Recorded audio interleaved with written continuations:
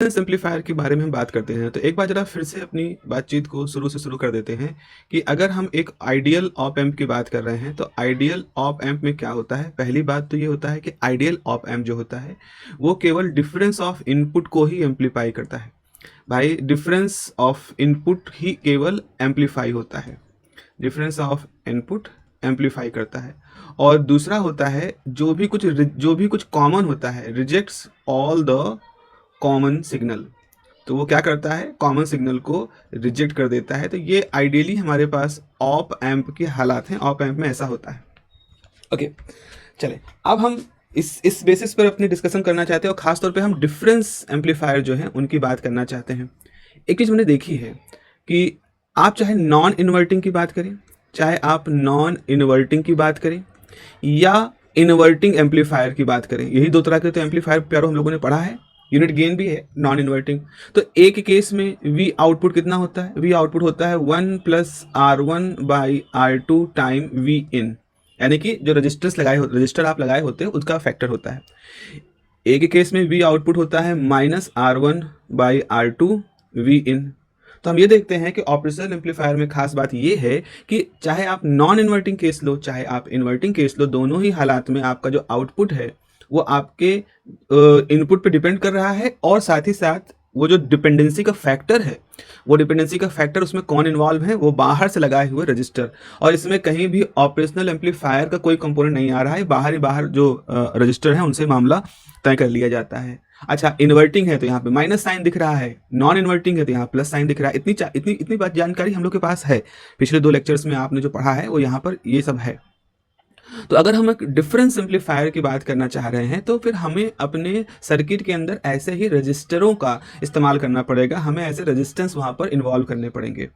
तो अपनी एनालिसिस को हम यहाँ पे शुरू करते हैं और आप इस एनालिसिस में आप देखेंगे कि कैसे हम रजिस्टर्स को इन्वॉल्व करेंगे, जितना हम कर सकते हैं रजिस्टेंस को इन्वॉल्व, क्योंकि ये वो कंपोनेंट है जो बाहर से लग रहे हैं और हमारे लिए हमारे गेन को जो है यही कंट्रोल कर रहे हैं। तो चलो ठीक है, अच्छी बात है। अब देखें आपके पास, अब देखिए यहाँ पर आप, तो यहाँ पर आपके पास एक ऑपरेशनल एम्पलीफायर है। तो ये आपका माइनस है, ये आपका प्लस है। यहाँ पे हमने एक रजिस्टर लगा दिया, फिर यहाँ से इधर चला गया, इसके बाद यहाँ पर भी है एक रजिस्टर लगा दिया, यहाँ कर दिया, फिर इधर से एक रजिस्टर लगा दिया जो आउटपुट में प्रवेश कर रहा है। ये वी आउटपुट की बात हो गई। यहाँ से V1 है, यहाँ से V2 है। रजिस्टेंस के नाम लेना शुरू करेंगे तो R1 है, R2 है, R3 है। एक रजिस्टर यहाँ पर भी लगा देते हैं और ये ग्राउंडेड है और ये आपका R4 है। ठीक है, तो ये हमारे पास एक ऑपरेशनल एम्पलीफायर है जहाँ पर हम क्या खास देख रहे हैं, हमने इनपुट को इन्वर्टिंग पे भी लगा रहे हैं, इनपुट को हम नॉन इन्वर्टिंग पे भी लगा रहे हैं। लेकिन एक साथ सबकी स्टडी करने से अच्छा है हम सुपरपोजिशन प्रिंसिपल का इस्तेमाल करें। सुपरपोजिशन प्रिंसिपल सिर्फ एक फैंसी वे है कहने का कि एक केस हम इस्तेमाल करेंगे, एक केस में हम क्या कहेंगे कि हम V1 को नॉन जीरो कर रहे हैं और V2 को हम जीरो कर रहे हैं।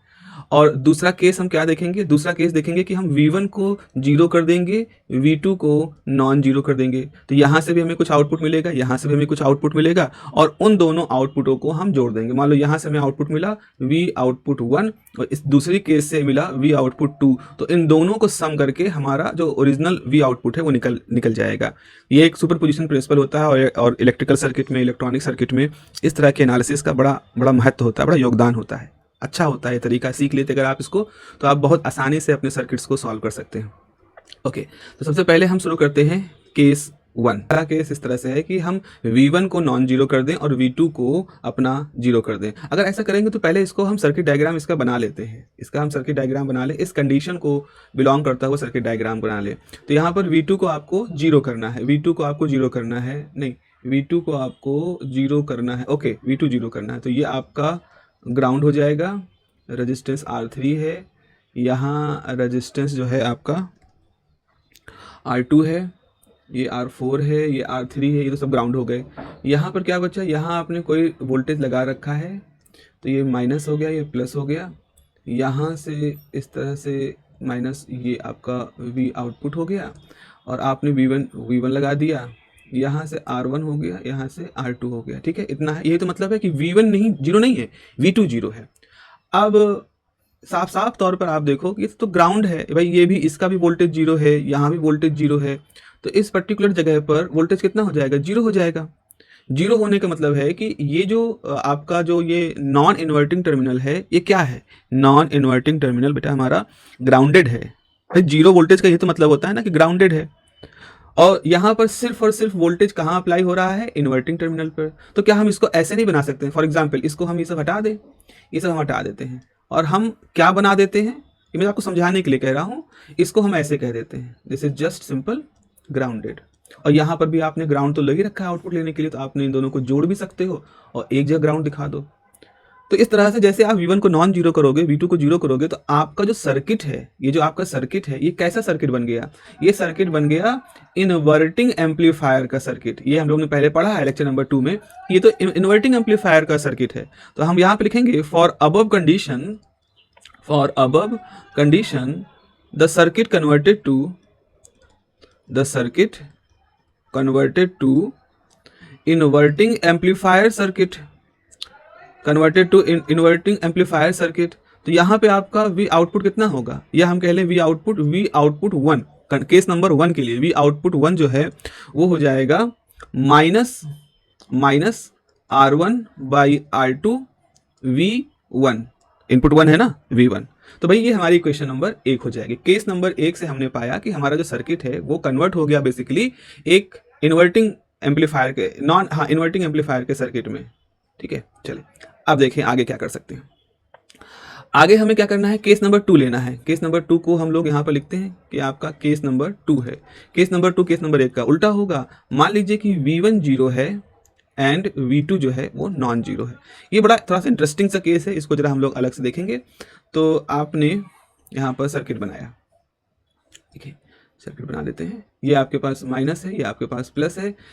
यहाँ पर जो V1 है वो जीरो है, तो यहाँ पे आपने ग्राउंड कर दिया। तो आपने रजिस्टर यहाँ रखा, आपने ये रजिस्टर को यहाँ रखा, ये ऐसे हो गया, ये आपका V आउट। और इस केस में V आउट 2 लेंगे। दूसरे केस में यहाँ पर क्या है, आपने आउटपुट को V2 रखा ही है, यहाँ रजिस्टर है, यहाँ से एक और रजिस्टर आया, ग्राउंड हो गया। तो ये हो गया R1, ये हो गया R2, ये हो गया R3, ये हो गया R4। यहाँ पर मान लो ये जो पॉइंट है इसको हम A पॉइंट कह रहे हैं। तो हमें ये देखना है कि इस वोल्टेज और इन रजिस्टर की वजह से जब वोल्टेज डिवाइड होगा तो पॉइंट नंबर A पर वोल्टेज कितना होगा, क्योंकि जो नॉन इन्वर्टिंग है वहाँ पॉइंट A पे कितना वोल्टेज होगा ये हम निकाल ले जाएं। और इन्वर्टिंग पे तो ग्राउंड है ही है और रजिस्टर R1 R2 रखे हैं, ये तो फिर सिंपल सा केस हो गया है। तो हम इसको कैसे कहें, अब इसको ऐसे ले सकते हैं कि by voltage divider by the resistors, आप लिखोगे ऐसे, द रजिस्टर्स कौन कौन से, R3 and R4, the resistors R3 and R4 provided voltage division process. ठीक है, so at point A the voltage is, at point A the voltage is, कितना होगा भैया वोल्टेज, वो वोल्टेज जाएगा VA बराबर रेशियो क्या होगा, R4 upon R3 plus R4 times V2, ये हो जाएगा। तो अब अगर हम ऐसा कर देंगे तो इस सर्किट को फिर से सिंप्लीफाई कर लेंगे। कैसे सिंप्लीफाई करेंगे, अब हम इसको दिखाएं ऐसे कि अब मान लो प्लस को हम ऊपर लिख दें, सपोज माइनस को नीचे लिख दें, इसको प्लस को ऊपर रखा नीचे, और प्लस पे कितना वोल्टेज है, प्लस पे वोल्टेज है VA, ये VA यही वाला वोल्टेज जो है वो यहाँ पर अप्लाई कर रहे हो। तो इस पूरे सर्किट में इस पूरी जगह की जगह पर इस V2 को मिला करके आपने क्या लिखा, पॉइंट A पे वोल्टेज VA। और अब जरा देखो इन्वर्टिंग पे क्या होगा, इन्वर्टिंग को हम ऐसे लिख सकते हैं, R1 जुड़ा है V आउटपुट 2 से, तो आपका हो जाएगा V आउटपुट 2, ये जुड़ा हुआ है रजिस्टर R1, और R2 जो है ग्राउंड जुड़ा है, तो हमने ये जोड़ दिया रजिस्टर R2 को ग्राउंड से। तो देख क्या रहे हो प्यारों, आप केस नंबर 2 पे होते ही ये जो सर्किट है, याद करो यही सर्किट हम लोगों ने बनाया था कब, नॉन इन्वर्टिंग एम्पलीफायर के लिए प्यारों, यही सर्किट हम लोगों ने बनाया था। तो असल में आपका सर्किट किसमें कन्वर्ट हो गया, नॉन इन्वर्टिंग एम्पलीफायर में। तो यहां पे लिखोगे for non inverting amplifier, for non inverting amplifier output क्या हो जाएगा, VO2 is equal to 1 plus R1 by R2, और इनपुट कितना है VA। तो भाई VA तो हम ऑलरेडी निकाल चुके हैं, तो यहां से आपके पास वैल्यू आ जाएगी 1 प्लस R1 बाई R2, और VA की जगह पे हो जाएगा R4/R3 plus R4 times V2। तो इस तरह से आपने VO2 लिख लिया एक केस नंबर 2 के लिए, और VO1 भी आपके पास है, ये इक्वेशन नंबर 1, और आपके पास है इक्वेशन नंबर 2। तो टोटल आउटपुट क्या होगा? सो बाय सुपरपोजिशन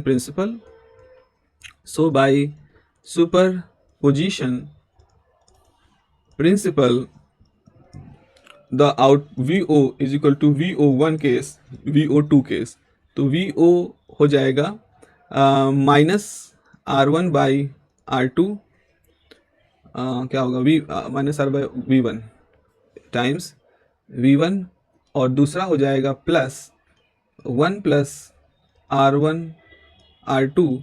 ऐसा करते हैं यहाँ पर R3, इसमें हम ऐसा करें R4, चलो ऐसे लिख देते हैं R3 + R4 time V2। Now this is the total output of the इस डिफरेंस एम्पलीफायर का है। अब कुछ स्पेशल केसेस हम यहाँ पे लिख सकते हैं।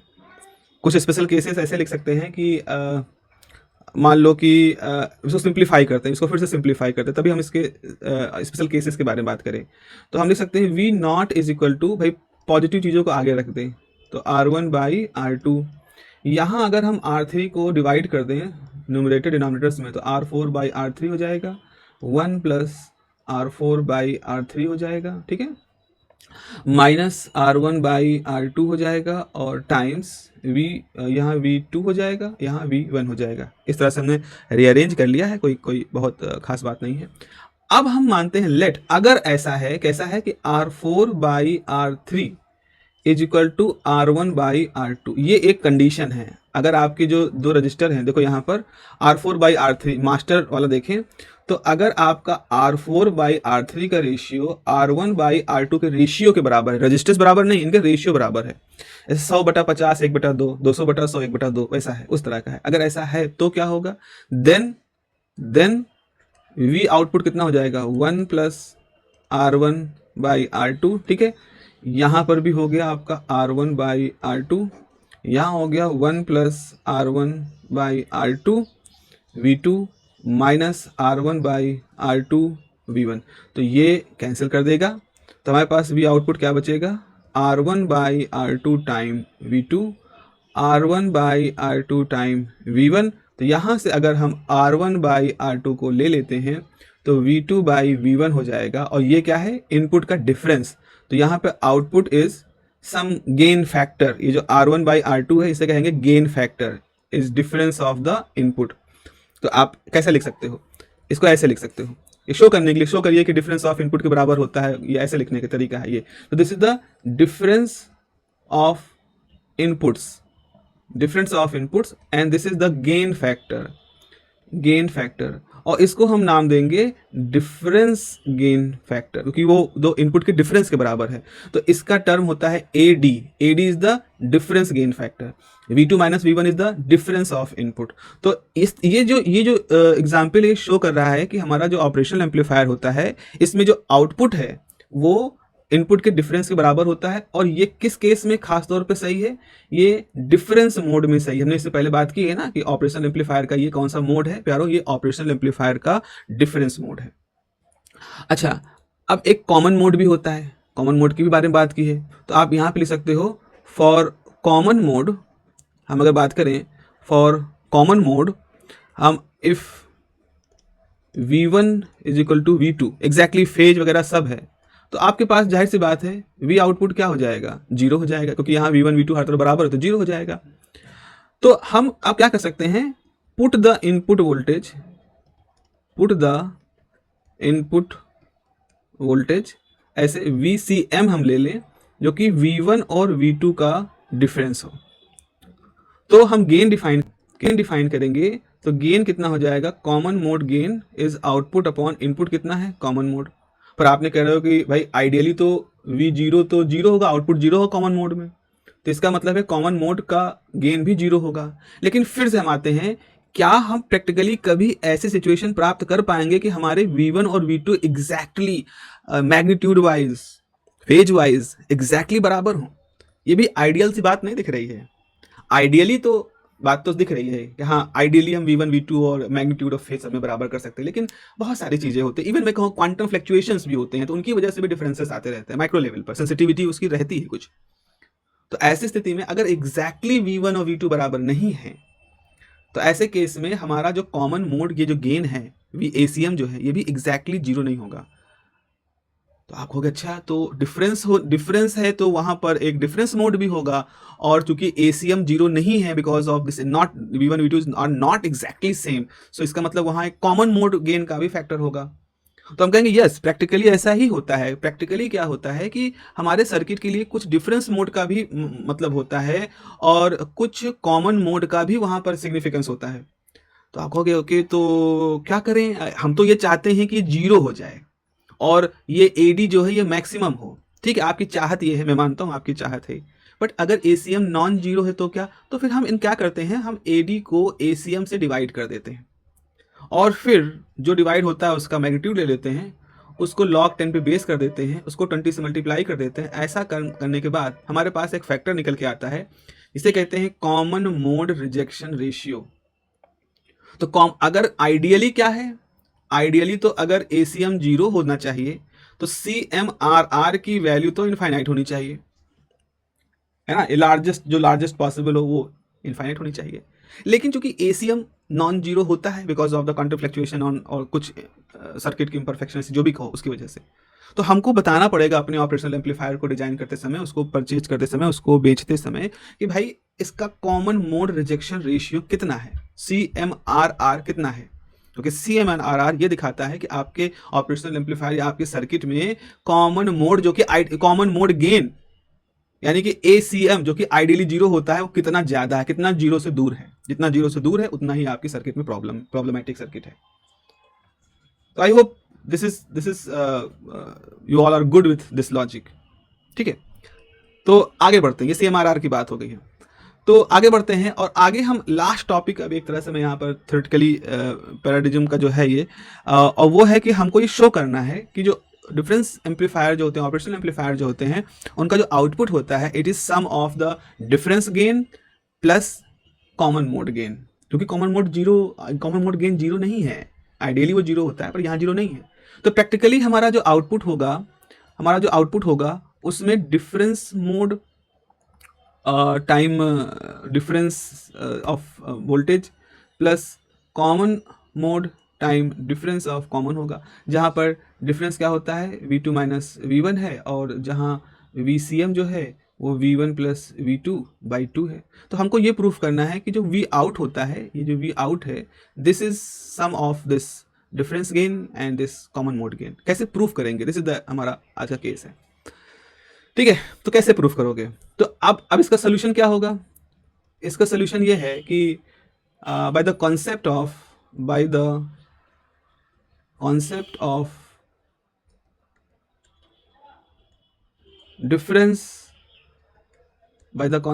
डिफरेंस एम्पलीफायर क्या है, V आउटपुट इज ऐसे कैसे है, ऐसे लोगों ने क्या किया था, V output is 1 plus R1 by R2 time R4 R3 plus R4 V2 minus R1 R2 V1। यही तो था।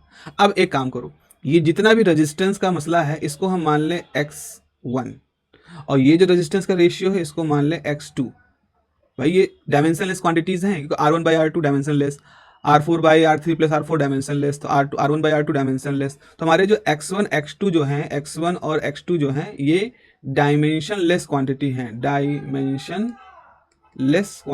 डायमेंशनलेस क्वांटिटीज़ हैं ये सारी। तो आपके पास V आउटपुट कितना हो जाएगा, ये हो जाएगा X1 V2 minus X2 V1। Okay, this is the case. अब इसको मान ली क्वेश्चन नंबर 1 हमने ऑलरेडी डिफाइन किया है कि आपने क्या डिफाइन किया है कि VD जो है, डिफरेंस जो है वो हो गया V2 माइनस V1, और आपने VCM जो है वो लिखा है V2 प्लस V1 प्लस अब अपॉन 2, या हम इसको लिख सकते हैं 2 VCM V2 प्लस V1। चलो इसको मान ले इक्वेशन नंबर 2 और इसको मान ले इक्वेशन नंबर 3। अब ऐड करो, एडिंग इक्वेशन 2 एंड 3 ऐड करोगे तो क्या हो जाएगा, VD प्लस 2 VCM। अब देखो यहाँ V1 माइनस में है, यहाँ V1 प्लस में है, तो कैंसिल हो जाएगा, तो हो जाएगा 2V2। तो यहाँ से V2 की वैल्यू क्या आ जाएगी, डिवाइड करोगे तो VD बाई 2 प्लस VCM, क्योंकि इसका 2 कैंसिल हो जाएगा। और अब इसी तरह से by subtracting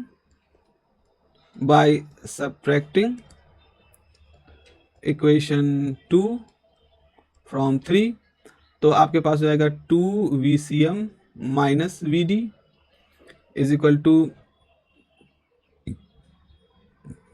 V2 plus V1 minus V2 plus V1, V2 cancel हो जाएगा, 2V1, तो V1 की वैल्यू क्या हो जाएगी, VCM माइनस VD बाई 2। तो ये हो गया क्वेश्चन नंबर 4, ये हो गया क्वेश्चन नंबर 5। ठीक है, ये हो गया। तो अब हम इक्वेशन नंबर 1 के अंदर V1 और V2 को रिप्लेस कर सकते हैं VD और VCM के एक्सप्रेशन से। तो सब्स्टिट्यूटिंग द वैल्यू ऑफ, अब सिंपली ऐसे लिख देते हैं, बाय इक्वेशन 1, 4 एंड 5। तो हमारे पास V आउटपुट क्या हुआ, x1 V2, तो x1 time VD by 2 plus VCM, और फिर जाएगा x2 time VCM minus VD by 2। तो ये हो जाएगा x1 by 2 VD plus x1 VCM minus x2 VCM plus x2 by 2 VD। ठीक है, तो अब क्या करोगे, अब आप यहाँ पर VD एक साथ ले आओ, तो ये हो जाएगा x1 by 2 plus x2 by 2 times VD, और ये हो जाएगा plus x1 minus x2 VCM। अब हम क्या करेंगे, पुट AD। अब भाई ये x1 भी तो गेन फैक्टर थे, रजिस्टर्स थे, उसका फिर 2 से डिवाइड कर दिया तो न्यूमेरिकली चेंज हुआ। तो आपके पास x1 by 2 plus x2 by 2, this is the difference gain, this is the difference gain. और ACM क्या हो जाएगा, x1 माइनस x2, तो ये हो जाएगा common mode gain, difference mode gain कह दो और कॉमन मोड गेन कह दो। तो फाइनली हमारे पास एक्सप्रेशन ये हो गया कि V output is something AD times VD, क्योंकि आपने इस पूरी चीज़ को AD कह दिया, इस पूरी चीज़ को ACM कह दिया है, प्लस ACM टाइम VCM। ठीक है, तो ये देखो प्यारो, आपका खतरनाक सा आउटपुट का एक्सप्रेशन आ गया है, जो कि जिसकी हमें दरकार थी। हम तो यही प्रूफ करने के लिए अपनी पूरी कहानी शुरू किए थे और वो हमने प्रूफ कर दिया। मेरे ख्याल से यहाँ पर हमको रुकना चाहिए होगा। थ्योरी का सारा पोर्शन कंसेप्चुअली जो भी ऑपरेशनल एम्पलीफायर में है, एटलीस्ट आपके लेवल पर, आप जो बिल्कुल बेसिक इलेक्ट्रॉनिक इंजीनियरिंग पढ़ रहे हो, तो वहाँ पे इतना पर्याप्त है। अब इससे जुड़े हुए ये 3 वीडियो की हो गए हैं, चौथा वीडियो मुझे लगता है बनाना पड़ेगा, और चौथा पार्ट जो होगा उसमें हम वो बेसिक न्यूमेरिकल जो खास तौर पर आपके सेमेस्टर एग्जामिनेशन के लिए जरूरी है उनको पढ़ेंगे, क्योंकि भाई न्यूमेरिकल में भी मसला है, उसमें भी पूरा कॉन्सेप्ट लगता है, सीधे तौर पर फार्मूले भी लगते हैं, कई बार उसमें छोटे डेरिवेशन करके फार्मूले लिखते हैं। तो अगर आप नेट की तैयारी कर रहे हो तो आपके लिए अलग तरह के एक्सप्रेशन है, आप गेट की तैयारी कर रहे हो तो आपके लिए ऑपरेशनल एम्पलीफायर के अलग तरह के एक्सप्रेशन है। अगर आप सिंपल एक BTech basic electronics engineering AKTU या और भी अपनी यूनिवर्सिटी का पढ़ रहे हो तो एक बिल्कुल अलग तरह का यहाँ पर एक्सप्रेशन है, मतलब ट्रीटमेंट है न्यूमेरिकल्स का। चलिए फिर ये है, समाप्त होता है, इस वीडियो नंबर 3 की बात है, और आगे मिलते हैं न्यूमेरिकल के सेक्शन में। चलिए अपना ध्यान रखिए, have a nice day, take care.